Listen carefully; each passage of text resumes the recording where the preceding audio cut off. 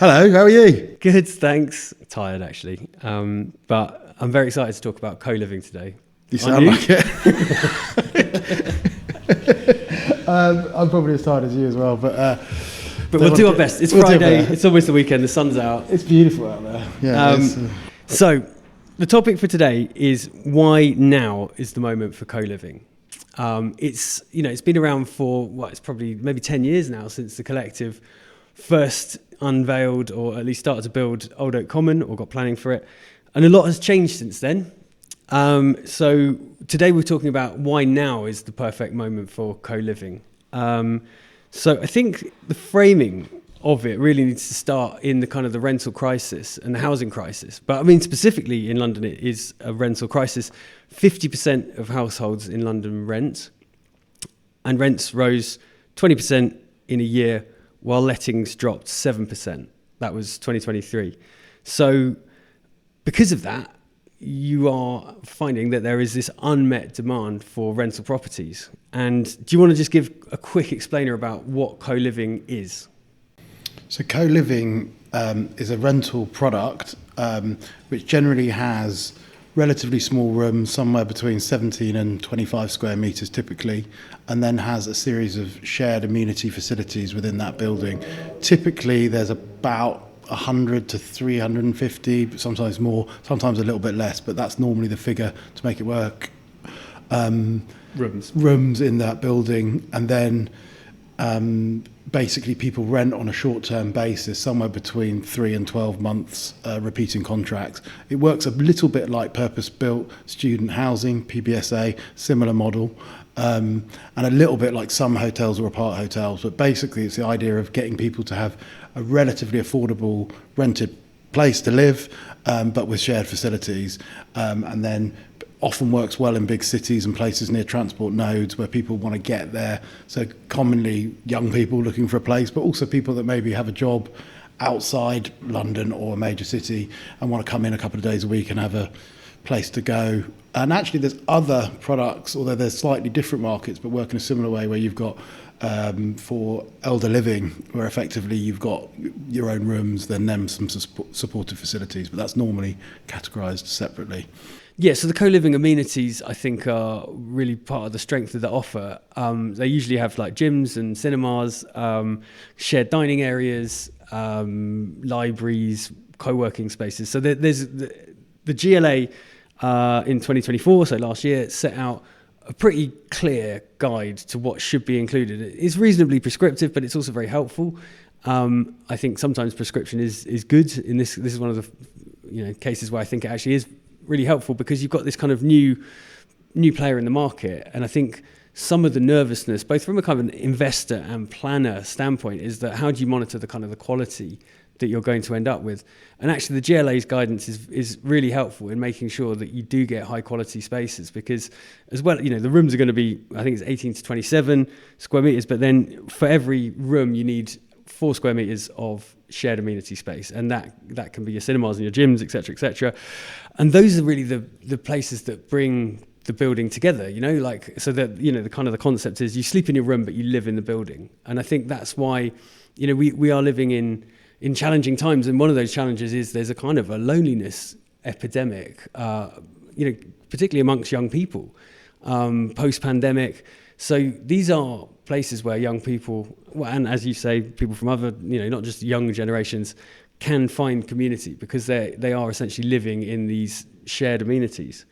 I totally agree. I mean, I think from my own experience, I really enjoyed student life and everything else like that, then came to London. I actually did rent a house with friends, but found it difficult, and then eventually found a kind of informal co-living community up in Hackney Wick, which has now been converted into more formal co-living communities. But we had 13, 14 people sharing a big kind of amenity space in the middle, and it was great. None of us really watched TV. Everyone get out and meet people, and I think you've got some of the schemes that I've seen and been involved in, you have screening rooms and other spaces like that where people come down and share. So I do think it offers something really quite interesting. I guess just to put the other side, fears from some local authorities and other people is that, it could be turned into a kind of cheap HMO product. But I think what's good about the GLA's sort of guidance is that it actually stops that happening, I think, and actually creates this kind of alternative product in a market. We know, even from our team, how much they struggle to get decent rented accommodation in London. I don't think anyone's actually living co-living, but having that alternative out there means that it's really positive. Well, there's not that, because there's not that many beds in existence at the moment. I think there's something like 3,000 or 4,000 beds currently. So it's, of course, nobody's from our office is living in them. There's not that many of them, but like what they all are in what I lived in and you lived in is sort of, Victorian houses where you're renting a room and you share the rent between, say, 3 or 4 people, which, that is essentially co-living. This is just a smaller version, larger scale. So for the GLA, the minimum amount of rooms for it to be categorised as co-living is 50. So that's the sort of but actually to make them work financially, we're finding that 100 is really the smallest you can go. There's sort of economy of scale in terms of staffing where they don't really work. We're doing a couple that are in the 90s, but really 100 is sort of where you should be heading at the small mark. And then anything above 350, 400, I think you need to split them up and introduce different tenures. So have some C3 housing as well as co-living, because otherwise it's too vast and you need, you actually lose that sense of community. So I think as you said, 100 to maybe 250, 300 is where you want to be. I think in terms of the way that planners are viewing affordable is interesting. Prior to the London plan last year, there was the opportunity for you to have affordable rooms pepper potted within the scheme. So that's what Halcyon did, I think, at Sunday Mills. And they found it really successful. The GLA are now saying either the C3 should be affordable in C3, so residential, normal housing within the block, which I think can have challenges, or as a separate block within the same site, or a payment in lieu at 35%. So just giving an affordable contribution to the council. It's interesting, I was at committee earlier this week for a scheme, and the scheme before us was exactly this, that basically, and there was a big debate with senior officers of the council and councillors there, and there's obviously a view that co-living from some councils wasn't good, but actually that was kind of rejected, and the scheme was successful on the basis that they were providing C3, they're providing actually 40% in this case, C3 affordable to standards that, in this case it was Southwark Council, it's all on public record, so, wanted, and that was seen as a public benefit. So they're getting affordable housing also there, because I can't remember how many units was, maybe a couple of hundred, was then taking pressure off the Victorian housing stock that would be typically used by students, other people. So they were seeing sort of unlocking some parts of the housing supply.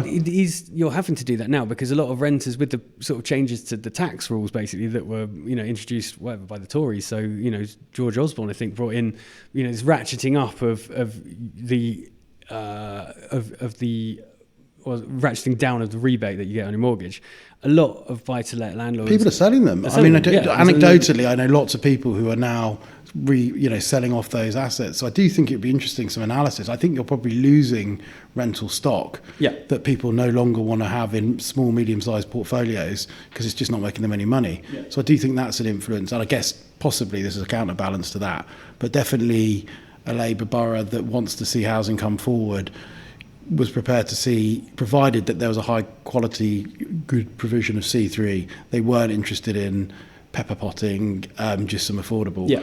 I do think, the provision of these kind of housing products, whether it's student or co-living, does have the potential to create more capacity within the market for other housing for other people. So it is a genuine contributor towards the mix. It's not that solution for everyone, but I do think it's a positive one that can really help unlock, particularly in the cities around high density transport nodes, and actually having that kind of density of people and interesting facilities is quite a sustainable way of living, I think. Yeah, I agree. So give me the counter argument, we don't want this to be advertorial just for the co-living sector. What's the bad things about it? The negative things I've heard about before is what if this model doesn't stand up? The revert will be, they'll become cheap products that will be rented to a kind of HMO standard, substandard sort of housing for the lower, income categories of people in London, and you'll kind of get it as a substitute. And the rooms are small. Yeah, there's no two ways about it. 18 square meters is tough to live in. I think some brands are now going bigger out of choice. So Scape and Hub I think, do 21 to 23 kind of as standard. Some of the ones we're working on, same like 21, 25, because they recognise this needs to really be more like a studio. If you want to get, it's going to get competitive, this market now. So people will start to have the choice. So just to give some stats on, on what's coming down the pipeline and why now is a good time to get into it. Since the GLA guidance came in, planning applications for co-living schemes has gone up 87%. And of those, 2/3 of those have been approved. So the GLA gave the local authorities a bit of peace of mind, I think, in terms of consenting the schemes.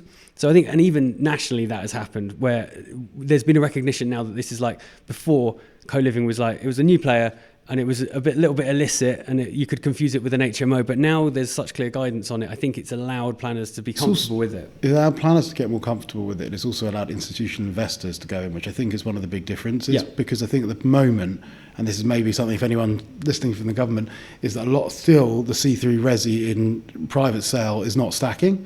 No. And so this is a product that stacks, that the market is demanding and that investors are prepared to put money behind, and the planners are now agreeing generally, provided it's high quality. The institutional money is slowly coming. It's still, I think, seen as more of a newbie, still a bit tested, but there's certainly investment. Yeah. I think the bigger institutions like DTZ, have been at the frontier, and they're a big institutional investor. So they are coming slowly towards it, and I'm sure it'll end up in 10 years. It will be like Student, which has got tons of institutional backing because it's a reliable income.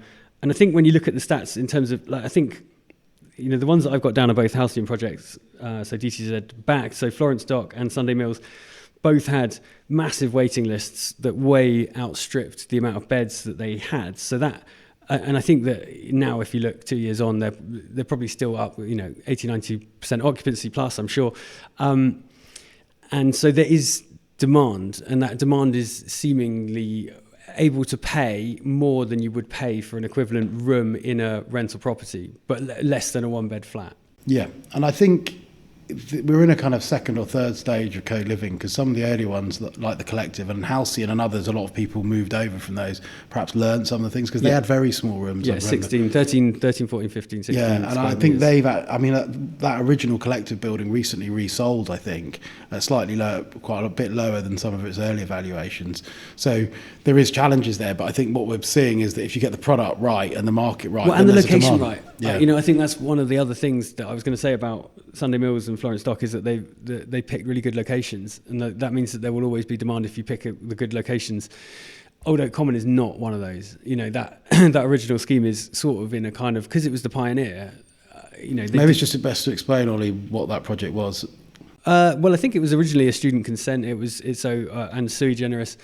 It's the Collective scheme in Old Oak Common. It's the first one in the UK to be like a large-scale co-living scheme, and it had small rooms, and it's the one that you just mentioned has been sold for 60 million, I think it was. Is that all it was? Yeah. God, it was valued, as you say, higher than that before. And everyone learned a lot of lessons, but I think the location is a crucial one. It has to be 10 minutes from a tube, otherwise, or 10 minutes from a decent transport node. Otherwise, you're not really going to get that demand. And if you don't have the demand, you can build the bloody thing, but it won't be worth jack shit because no one will live in it. And I think that comes on to the kind of the final point, which is like, from a sustainability angle, whether or not these buildings are in and of themselves built to highly sustainable levels. I suppose everyone's beholden to Part L, which is now reasonably demanding in terms of its performance. But the fact that they have to be, to meet their sort of rental, to create demand, you have to be near a tube station or a train station. And that means it's inherently quite a sustainable product, because it's high density and it has to be near transport links, and you're piling a lot of people into that building. So it's sort of like inherently sustainable. Yeah, I think so. And I think, it's not the whole market and it's not right for everyone, but I think it is a great addition to the product, and it's probably a lot better than a lot of leaky, crap old buildings that have been historically used, where you've got kind of high quality facilities and a place to meet. I think especially where the new buildings are often obviously built and insulated well, so probably your bills are quite low and other costs are kind of, often included within a kind of overall service charge, aren't they? So you're not going to getting stung by kind of unexpected bills. Exactly. So here is our advertorial. If you do want to learn more about co-living, we have got a how-to handbook for co-living, where we've actually brought together lots and lots of people from across the industry. So Trowers and Hamlin from a legal perspective, DTZI from a financial perspective, Savills Planning, DP9 Planning, lots and lots of the big players in the market have contributed to this white paper. So if you want to download this handbook, it's totally free, and I'll put a link to the handbook link in the show notes. Thanks very much, guys. Thanks, John. Thanks, Ollie. Bye.